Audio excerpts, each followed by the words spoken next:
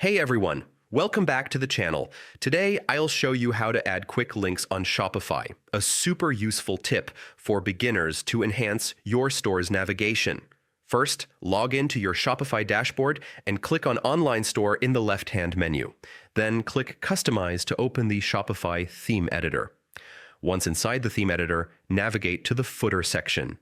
The footer is key because it houses important links that help your customers navigate your site. Click Add Block to start organizing content in your footer.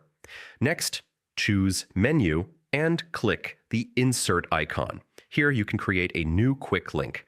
Click the empty link, then select the page or section you want to link to, for example, products. You can choose to link to all products or a specific product.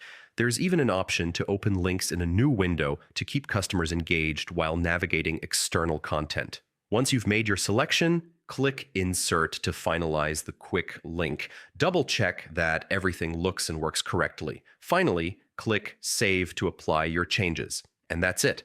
Thanks for watching, and if this tutorial helped, don't forget to like, comment, and subscribe for more Shopify tips and tricks.